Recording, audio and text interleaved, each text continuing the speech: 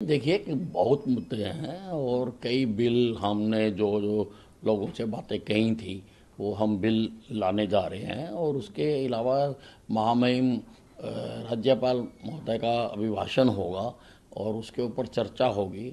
और भी अगर विपक्ष कोई बात उठाना चाहेगा तो उसका हम जवाब देंगे।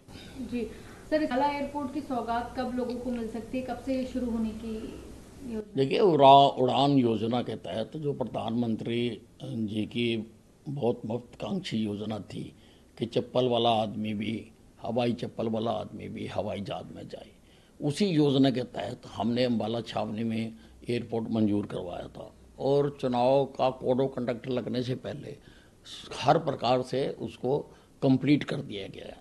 अब केवल कुछ इक्विपमेंट्स हैं जो एविएशन मंत्रालय ने देने हैं। हालांकि हमने पत्र लिखा हुआ है, लेकिन फिर भी मैं आया हूँ। मैंने अपॉइंटमेंट है एविएशन मिनिस्टर के साथ, ताकि वो एक्सपीडाइट हो जाए। हमारी कोशिश है कि जल्दी से जल्दी वहाँ से जो है उड़ानें शुरू की जा सके।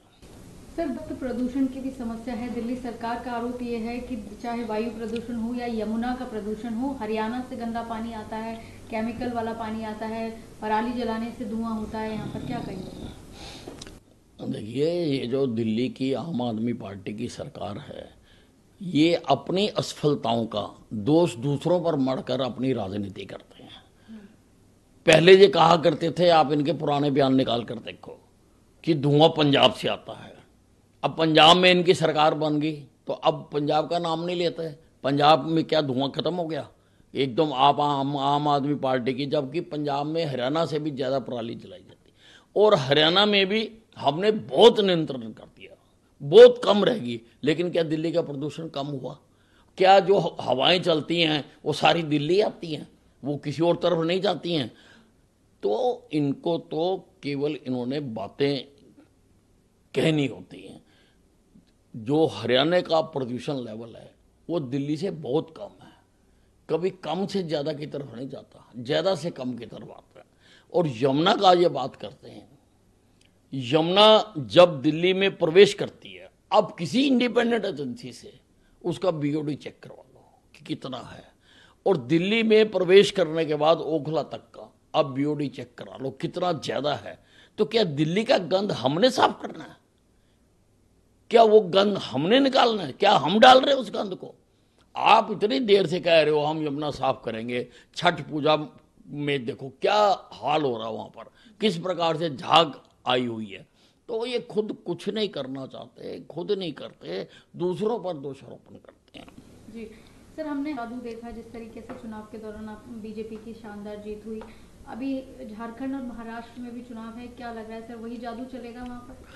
बिल्कुल वही जादू चलेगा।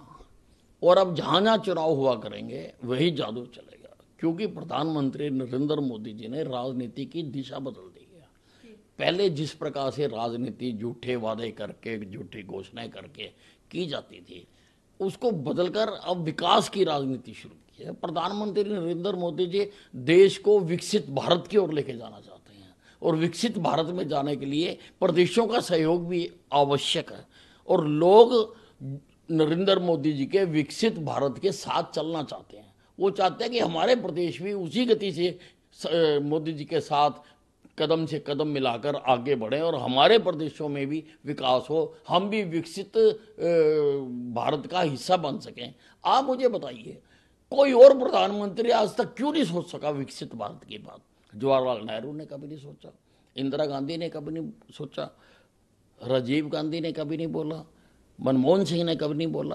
केवल नरेंद्र मोदी जी ने ये सोचा कि हमारे से भी बाद जो देश आज़ाद हुए थे वो विकसित हो गए, जो मूलभूत सुविधाएं थी वो सारी वहाँ पर मिल चुकी हैं। लेकिन हम आज भी बिजली, पानी, नाली, सड़क, सफाई के लिए संघर्ष कर रहे हैं। इसलिए हिंदुस्तान को विकसित भारत बनाने का टारगेट तय किया मोदी जी ने। और ये सीमा तक पहुंचने के लिए जो राज्य हैं वो भी चाहते हैं कि हम भी उस श्रेणी में आए, हम भी उसी श्रेणी से आगे बढ़ें। इसलिए अब जहाँ भी चुनाव होंगे लोग भारतीय जनता पार्टी को वोट देंगे।